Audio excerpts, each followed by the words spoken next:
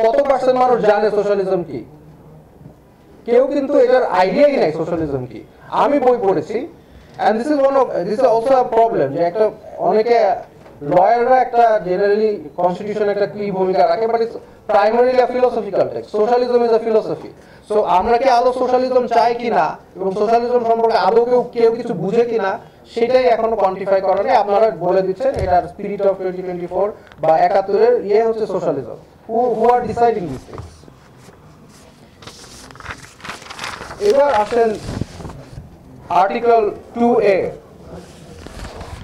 Article 2A তে এখানে একটা প্রপোজাল দেওয়া হয়েছে যে ইসলাম স্টেট রিলিজন হবে ইসলাম, বাট প্রফেট মুহাম্মদ সাল্লাল্লাহু আলাইহি ওয়াসাল্লামকে কোনোভাবে ইনসাল্ট করা যাবে না।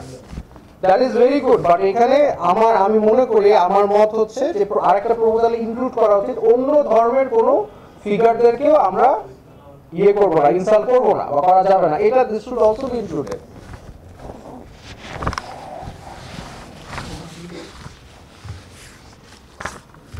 আবার এখানে আর্টিকেল 8-এ এখন বলা হচ্ছে, এটা একটা ভেরি প্রবলেমেটিক আর্টিকেল। এখানে অনেক কিছু ফিলোসফি দেওয়া আছে। সেকুলারিজম, এটা তো মানে সেকুলারিজম যে কত ভয়ঙ্কর একটা আইডিয়া, এটা কত ননসেন্সিক্যাল আইডিয়া, এটা নিয়ে আমি একটা লেকচার দিতে পারবো, যেটা আমি এখন দিব না।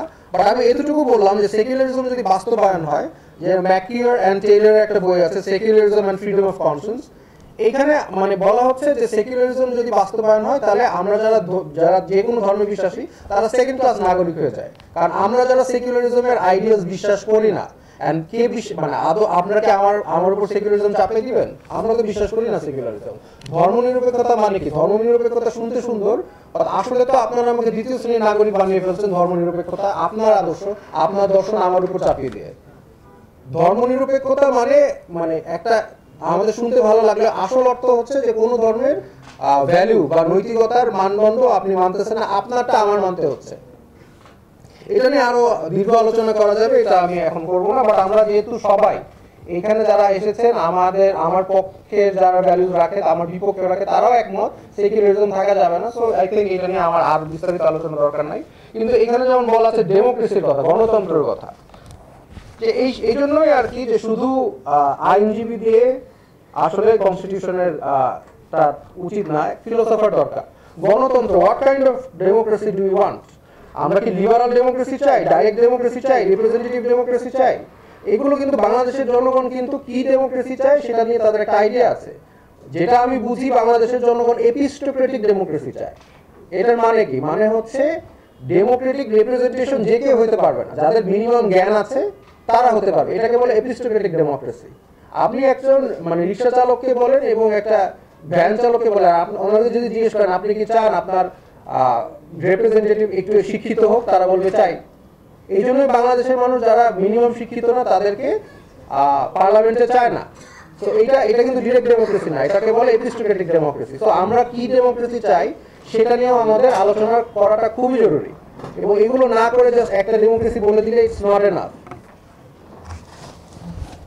আর্টিকেল 12A এর আপনারা প্রপোজাল দিয়েছেন যে ফান্ডামেন্টাল রাইটস অফ আদার্স এবং কি বলেছেন, রিলিজিয়াস ডাইভার্সিটি, এগুলি বলেছেন।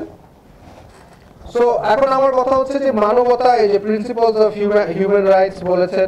What do you mean by human rights? মানব অধিকার কি এবং মানব অধিকারের ডেফিনিশনটা কি? যে কেউ একটা মানব অধিকার আমার উপরে, যে পশ্চিমাদের ওই দ্বিতীয় বিশ্বযুদ্ধের পরে আপনি মানব অধিকার যেটা ঢুকিয়ে দিবেন সেটাই কি মানব অধিকার? আমাদের এই পশ্চিমা মাইন্ডসেট থেকে বের হয়ে আসতে হবে। তো এইখানে আমাদের একটা বিষয় আমি আবার চলে যাচ্ছি যে আমাদের মানব অধিকার কি, আমাদের মূলনীতি কি, এগুলো সবগুলো ডিফাইন করতে হবে।